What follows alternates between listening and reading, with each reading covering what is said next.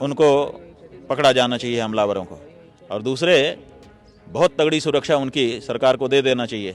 अगर उनको एसपीजी देने की जरूरत हो तो एसपीजी दे देना चाहिए। शंकराचार्य स्वामी अविमुक्तेश्वरानंद एक तरफ यात्रा पर निकले हैं गौ संरक्षण के लिए, सरकार को जगाने के लिए, तो दूसरी तरफ एक बड़ी खबर आती है। बड़ी खबर उनके ही खिलाफ कोर्ट में यौन उत्पीड़न का केस दाखिल करवाने वाले आशुतोष ब्रह्मचारी को लेकर।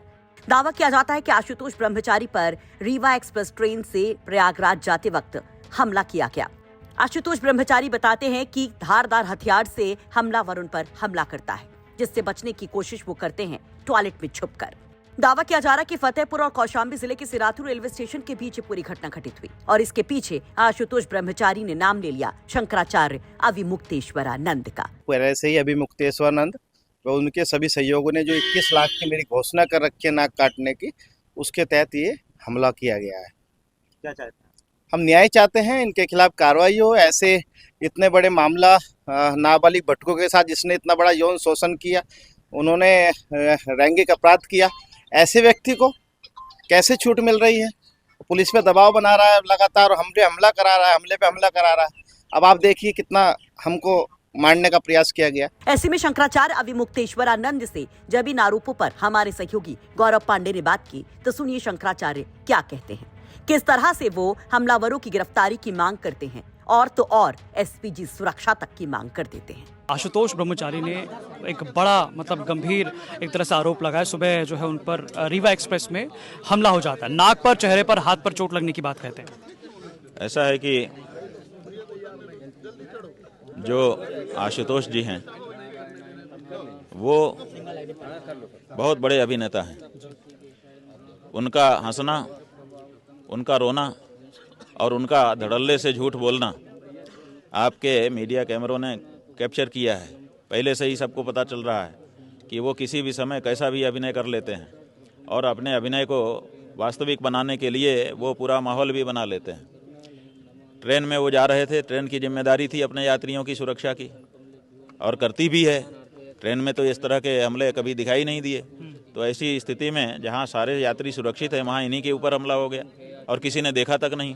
जो अटेंडेंट है, जैसा कि बताया गया, उसका वक्तव्य आया है, वो कह रहा है कि बाथरूम में गए तब तो ठीक थे, निकलने के बाद से ये कह रहे हैं। इसी से आप अंदाज़ा लगा लीजिए कि उन्होंने बाथरूम में जाकर के माहौल कैसा बना लिया। अब वो ये जो हमारी यात्रा हो रही है, पूरे देश की निगाह है। देश जानना चाहता है कि असली हिंदू कौन है, नकली हिंदू कौन है। तो ये असली नकली जो घालमेल हुआ है, जो नकली लोग हैं, वो चाहते नहीं कि हमारी पहचान उजागर हो। तो इसलिए वो इस यात्रा से ध्यान भटकाने के लिए ये सब कर रहे हैं। उनको कहीं ना कहीं से प्रेरणा मिल रही है।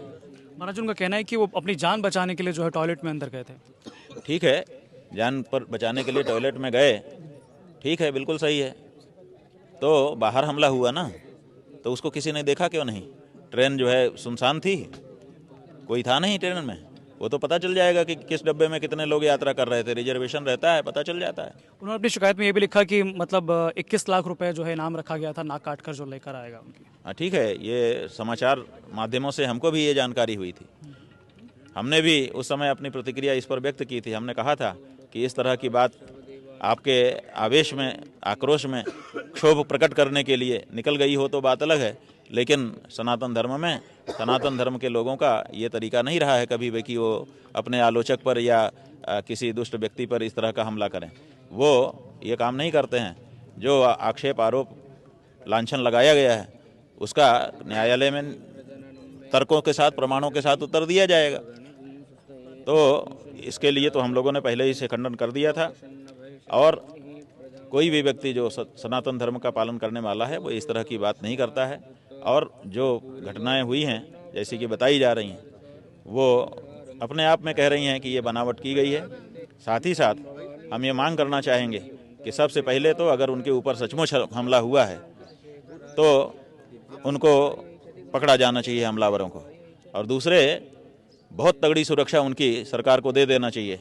अगर उनको एसपीजी देने की ज़रूरत हो तो एसपीजी दे देना चाहिए, लेकिन उनकी सुरक्षा की जानी चाहिए।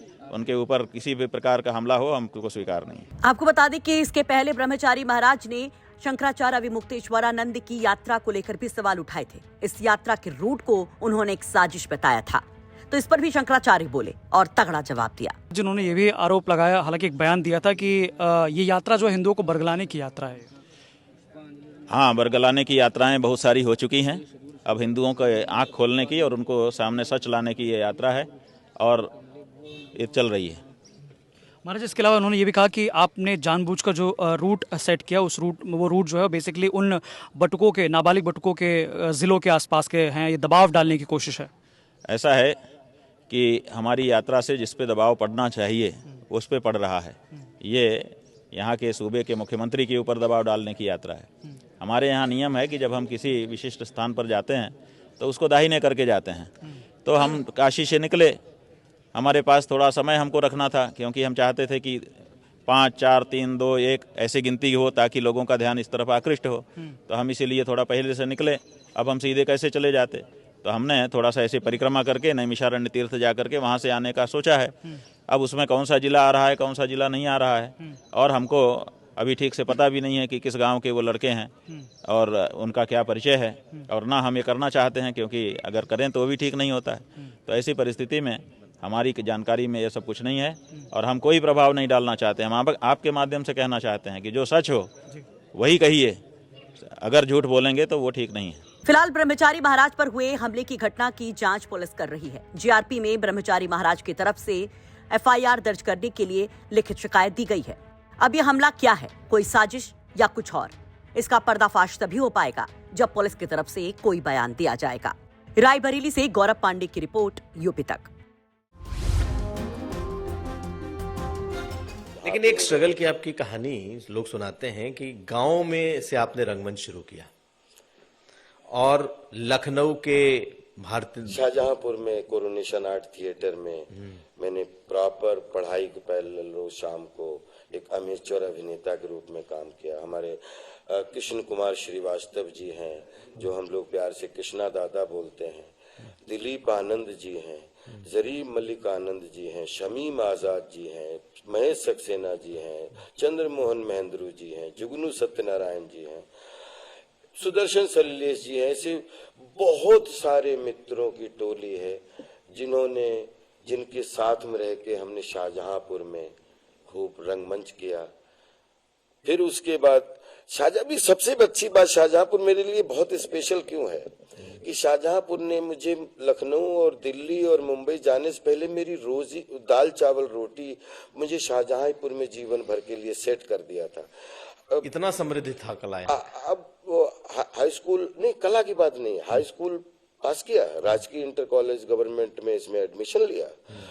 एक आपके किसी पेपर में निकला कि अप्रेंटिस चाहिए, अप्रेंटिस के लिए, ओसीएफ के लिए, ऑर्डिनेंस क्लोथिंग फैक्ट्री शाहजहांपुर।